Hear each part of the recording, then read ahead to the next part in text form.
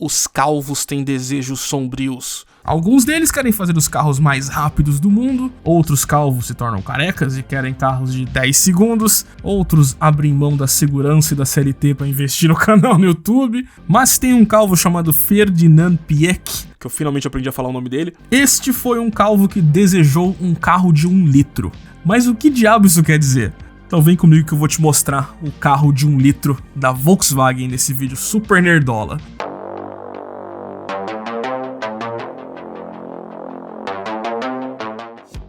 O ano era 2002 e meu queridíssimo Ferdinand Piëch já tinha salvo a marca da Audi, a Porsche também já estava entrando nos eixos e voltando a dar lucro, Bugatti também já estava com altos planos, Bentley também, estava tudo encaminhado, tudo certinho dentro do grupo Volkswagen. Piëch era o CEO, a cabeça que mandava em tudo. Eis então que Piëch decide que a Volkswagen seria a primeira montadora a produzir em série um carro de 1 litro. Mas o que ele queria dizer com isso?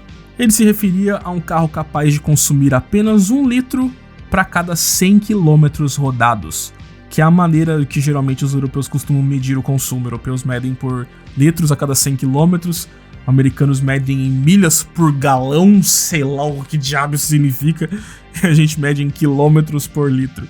Eu acho que é a nossa que mais faz sentido. Então o Piëch queria essa meta de um carro de 1 litro a cada 100 km, e aí ele fez igualzinho o Steve Jobs. Ó, eu que sou o gênio aqui, eu tive essa ideia genial. Agora f*** vocês engenheiros pra entregar o que eu prometi, ok? Tamo junto. E saiu da sala. Um ano depois da encomenda, foi apresentado o Volkswagen 1 Liter Car Concept. Literalmente, o carro conceito da Volkswagen de 1 litro. Essa bizarrice de carro que parece muito mais a câmara que congelou o Fry por 1000 anos, foi a primeira solução em busca deste objetivo do Piëch. O carro era feito inteiro de fibra de carbono e pesava ridículos 290 quilos. Ou melhor, quase inteiro de fibra de carbono, né? Tô vendo esses botões de Gol aqui no interior, hein? Eu tô vendo, Volkswagen.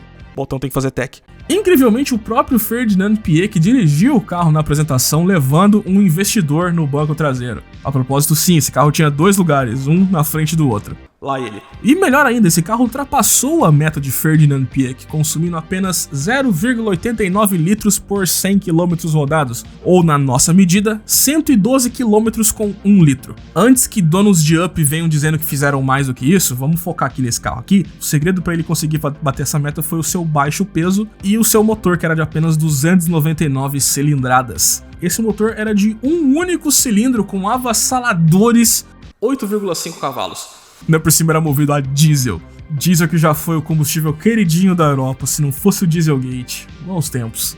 Esse que muita gente chama ele de Volkswagen 1L, né? O carro de 1 litro.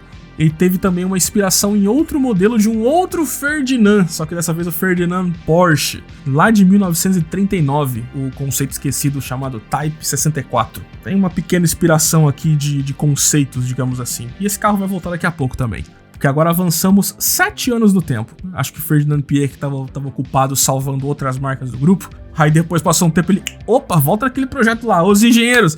Vamos trabalhar aqui, ó. Daí então em 2009 surgiu o protótipo L1. Agora não era um L, era o L1, com o mesmo objetivo. Apesar de ele ter linhas um pouco mais retas, tem até um pouco de semelhança aqui com o Type 64. O segundo protótipo demorou bastante, mas ele ficou muito melhor.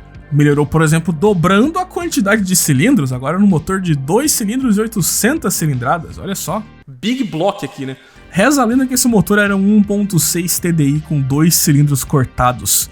Pois sim, ele era um TDI, 1.9 TDI, igual os membros portugueses do antigo Discord da Autotelling. Esse carro tem um motor turbo movido a diesel com injeção direta. E ele tinha agora 39 cavalos em vez dos 8,5 ridículos do primeiro protótipo. Dentre as outras mudanças, houve também a adição de um motor elétrico agora de 13 cavalos, fazendo do L1 Concept um carro híbrido. Com um motor maior e também com um motor elétrico auxiliando, isso deixou o carro mais pesado. Ele ficou cerca de 1/3 mais pesado, agora com 381 quilos, o que ainda para um carro é estupidamente leve. O L1 Concept tinha o 0 a 100 km por hora em 14,3 segundos e uma velocidade máxima de 158 km por hora. embora esse não fosse o seu propósito. O propósito desse carro ainda era chegar nos 100 km com 1 litro de combustível. Mas durante os testes ele fracassou nessa meta. Ele conseguiu rodar apenas 72,4 km com 1 litro de diesel. É absurdo! Carro beberrão! É um Opala isso aqui. 72 km por litro. É uma Honda Bis agora o negócio. Pelo menos o L1 já entrou para um caminho muito mais interessante do que aquela primeira caixa que foi o 1L. O L1 Concept manteve os dois bancos enfileirados, só que agora ele tinha uma nova forma de carroceria que garantia um coeficiente de arrasto aerodinâmico de apenas 0,195, que é muito baixo. Coeficiente de arrasto eu vou explicar num outro vídeo. Isso aqui é só uma medida de como o carro corta o ar. Quanto menor o número, melhor, mais eficiente é a aerodinâmica dele. Pra gente resumir aqui. Então, no mesmo ano que o L1 Concept fracassou nos 100 km por litro, a Chevrolet, que eu acho que estava acompanhando essa jornada da Volkswagen, apresentou o Chevrolet Volt no salão do automóvel. E eles alegaram que esse carro fazia 100 km com 1 litro de combustível. Com 1 litro de gasolina ainda por cima, foram mais ousados. Só que tem um pequeno porém que vai ser importante para esse vídeo. Lembra dessa cena aqui do filme dos Simpsons, quando o pai do Homer, esqueci o nome dele, quando o vovô lá dos Simpsons tem uma visão dentro da igreja e ele termina gritando APA, APA. Então, essa agência de proteção ambiental, APA em português no filme, ou EPA, Environment Protection Agency, essa EPA existe de verdade. E a Chevrolet usou de uma tecnicalidade junto com essa EPA. O Volt rodava primariamente com o motor elétrico tracionando e o motor a combustão recarregando a bateria. Só que o motor a combustão também entrava tracionando em alguns momentos quando a bateria acabava, por exemplo. Que é uma solução que a gente vê muito hoje em dia, mas que naquela época era muito revolucionária. A Toyota dominava isso com o Prius e quase não tinha concorrência. Por isso que houve um choque quando o Volt chegou. E naquele momento o Volt era até mais bonitinho que o Prius também. Enfim, nessa época isso era muito revolucionário. Por conta desse ciclo de funcionamento, fizeram um cálculo maluco com uma média de distância que os americanos dirigem diariamente, por exemplo, de casa até o trabalho. Aí fizeram um cálculo quantos litros de combustível o Volt consumiria recarregando a bateria para fazer esse trajeto. Só que esse trajeto tinha que ser feito também em um estado específico, onde essa média de distância era menor do que a autonomia da bateria. Então isso ajudaria no cálculo. Para então poder dizer que o Volt poderia, então, nessas condições hipotéticas, chegar em 100 km com 1 litro de combustível. Na vida real, é impossível. Fizeram um malabarismo argumentativo com a EPA para eles conseguirem homologar o carro dizendo que fazia 100 km por litro. Mas na vida real isso não chega nem perto. Por mais que o carro não entregasse isso que ele declarava, ainda assim o marketing já estava feito. Já tinha até placa no salão do automóvel lá, 100 km por litro. O marketing já abusou disso daí. O que eu acho que deve ter deixado o Ferdinand Piëch puto da vida. Então, 2 anos depois, em 2011, finalmente veio a resposta da Volkswagen com o último protótipo. Agora sim, o Volkswagen XL1. E aqui de novo tivemos mais uma grande evolução em rumo a essa meta. Em vez de seguir como um híbrido normal, como o de antes, onde o próprio motor recarrega a bateria, a Volkswagen fez o XL1 um plug-in hybrid, ou seja, além do motor recarregar, você também pode recarregar a bateria colocando o carro na tomada. Colocaram uma bateria maior também e aumentaram a potência do motor elétrico, chegando agora aos 27 cavalos. Com as mudanças, o carro dobrou de peso, indo para os 795 kg. Ainda é metade da sua tia? Sim, mas aqui a gente vê como que os plug-in hybrids sempre são mais pesados, né? O XL1 agora tinha bancos lado a lado com um aumento da área frontal de 50%. Agora a posição do banco do passageiro ficava ao lado do motorista, mas um pouquinho deslocada para trás. Igual o protótipo lá do Ferdinand Porsche de 1939. E como esse banco ficava muito longe do painel, nem colocaram um airbag pro passageiro.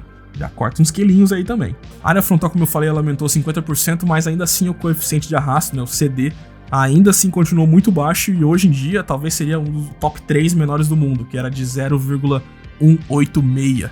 Chupa calibra.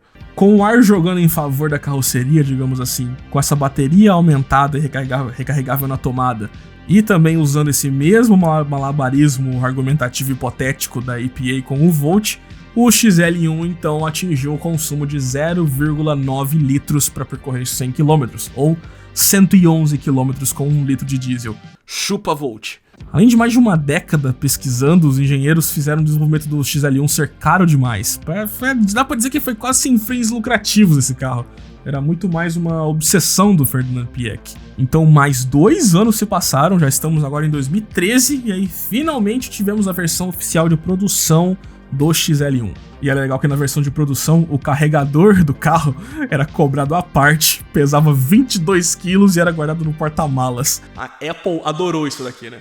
O XL1 de rua teve fibra de carbono em uso compulsivo. Tinha na carroceria, a carroceria inteira feita de fibra de carbono na base estrutural dos bancos, até o freio, né, era de carbono cerâmica. Acho que muito mais pelo apelo do peso do que pela necessidade extrema de frenagem, que esse carro não é como se fosse dar 500 por hora, né?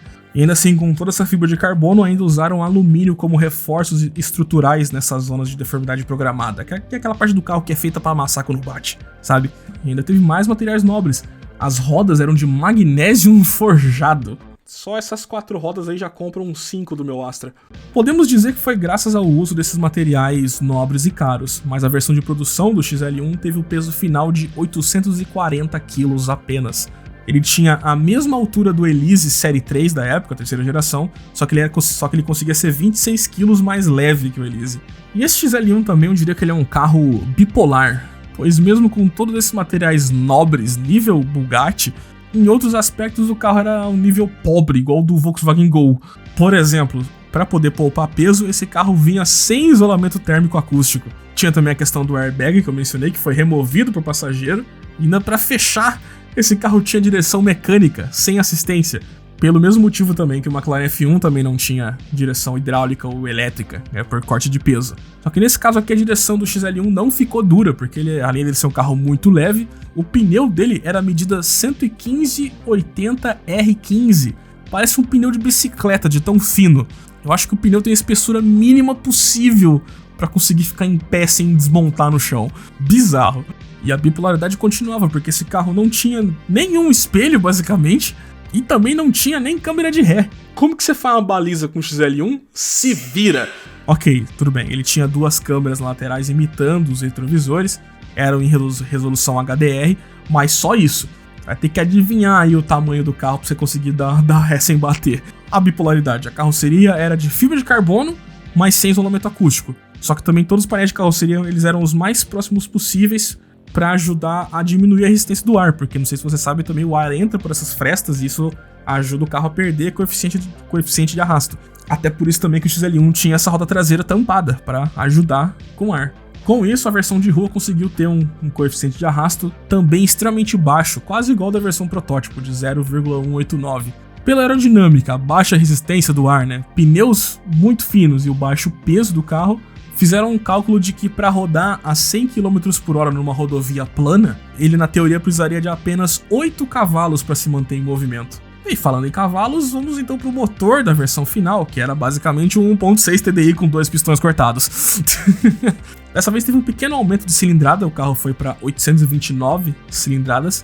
Era ainda um motor bicilíndrico, mas ele era um bicilíndrico gêmeo. Os pistões subiam sempre juntos fazendo os 4 tempos. Mas o carro continuou diesel também e tinha 47 cavalos. Ele manteve aqueles mesmos 27 cavalos do motor elétrico e no ciclo combinado, nunca é o mesmo pico certinho assim desses híbridos com foco em consumo. De potência combinada, o máximo que você conseguia ter era de 68 cavalos e 12,1 kg de torque. Ou seja, tem mais potência e torque do que o meu antigo Palio, mesmo com só 2 cilindros. Chupa Fiat. Aí a Volkswagen também usou daquela tecnicalidade da EPA, fazendo com que o XL1 de rua também atingisse a meta de 100 km por litro. Mas se a gente for usar uma medição de mundo real, o consumo declarado do carro então seria 37 km por litro de diesel, o que ainda assim é impressionante. Só que tem um pequeno problema, pequenininho problema, que tem um carro esquecido chamado Honda Insight, que lá nos anos 2000, ou seja, 13, 14 anos antes do XL1, ele tinha esse mesmo peso de 840 kg, sem usar nenhum desses materiais nobres. Ele tinha um motor 1.0 3 cilindros a gasolina e esse Insight fazia 27 km por litro, custando apenas $18 mil 0 km. Então, quando você compara com isso, o preço de $150 mil do XL1 é simplesmente indefensável. Não à toa que ele vendeu apenas 200 unidades. Se o XL1 tivesse ficado pronto 12 anos antes, lá quando o Ferdinand Piëch teve aquela ideia inicial, ele teria sido sim um carro revolucionário. Mas com o atraso do projeto e com esse preço estúpido, até mesmo o outro fracassado lá do Volkswagen e-Golf elétrico era uma compra um pouco mais, que fazia um pouco mais de sentido do que o XL1. Quem comprou foi muito mais pela curiosidade de ter um carro diesel com uma proposta totalmente diferente de todos os outros carros do mercado, ou talvez por uma agenda ambientalista, não sei. Mas é uma compra que não fez nenhum sentido. Dito isso, eu ainda assim teria um XL1 se eu tivesse dinheiro pra jogar fora, o que infelizmente não é um caso. E eu teria só porque eu achei engraçado esse ronco dele de diesel bicilíndrico sem isolamento acústico. Deve ser uma brisa muito louca de dirigir um carrinho desse.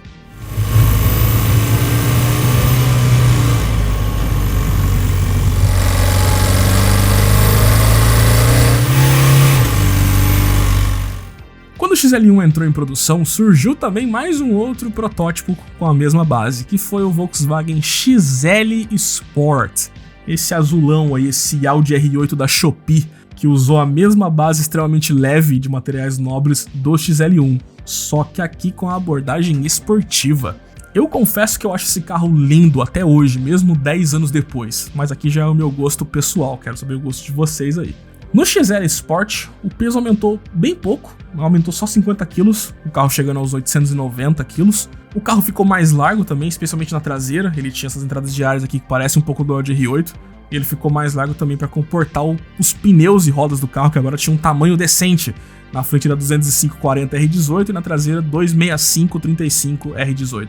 Agora tá um pneu desportivo de verdade. E o motor do XL Sport continuou na traseira, igual o XL1. Eu acho que eu esqueci de mencionar, todos os carros desse vídeo até agora tinham motor central traseiro, tá? Não tinha ficado claro ainda.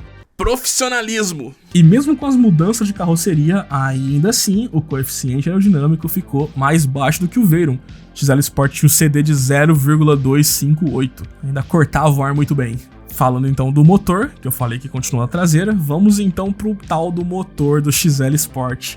É aqui que vira o suco de autotelling. O motor do XL Sport continuou um motor bicilíndrico, 2 cilindros, mas vocês nunca adivinhariam qual motor ele usou. Nessa época ali, 2013, 14 mais ou menos, foi quando o grupo Volkswagen adquiriu uma marcazinha vermelha chamada Ducati. Eu acho que para fazer uma peça de marketing para promover essa compra, eles colocaram no XL Sport o motor da Ducati 1199 Superleggera. E finalmente voltei a falar de carros com motor de moto. O XL Sport usava o motor V2, ou seja, 2 cilindros, com 1.2 litros, 1199, e tinha 200 cavalos, girando aos 11.000 RPM. Devem existir ao longo da história outros carros com motor V2, mas esse é o único que eu particularmente conheço. Vamos então para os números? O XL Sport fazia 0 a 100 km por hora em 5.7 segundos, um tempo muito baixo, e tinha velocidade máxima de 270 km por hora. O que com esses números faz do XL Sport o carro de 200 cavalos mais rápido do mundo até hoje. E esse é um recorde que dificilmente vão tirar dele. Tô bem específico pra caramba. Eu me lembro nas revistas da época de que o carro teve uma boa aceitação, muita gente comentou sobre ele, e planejaram 500 unidades do XL Sport. Talvez com esse apelo esportivo isso justificaria o preço dele, mas eu não encontrei registro de nenhuma unidade vendida. Provavelmente esse carro de fato nunca foi produzido, o que faz dele mais um carro conceito esquecido da Volkswagen a vir para esse canal. Aqui é o cemitério de Volkswagens legais. E o XL1, a versão normal, com foco em consumo, eles tinham uma meta de 250 unidades, mas venderam só 200. Vendeu muito até se for ver. E até hoje, mesmo depois de mais de 10 anos, o carro ainda custa em média $100 mil no mercado de usados. Já esse XL Sport com motor de Ducati, eu tenho até medo de imaginar quanto custaria uma bizarrice dessas. De tudo que Ferdinand Piëch acertou na sua passagem como CEO pelo grupo Volkswagen, que encerrou em 2015, logo depois do fim da produção do XL1, talvez esse tenha sido seu maior fracasso comercial. Mas é justamente essa audácia e arrogância de se manter em uma meta é o que faz eu admirar homens como ele. Saudoso Piëch. E se você gosta de coisas fora da caixa, usando mecânica diesel. Tem mais 2 vídeos aqui do canal com essa temática. Tem o vídeo do Touareg V10 diesel e tem também o Opel Eco Speedster. Escolhe um dos dois aí, clica, assiste. Salve pros membros, na voz Kelvin Farias e até o próximo vídeo.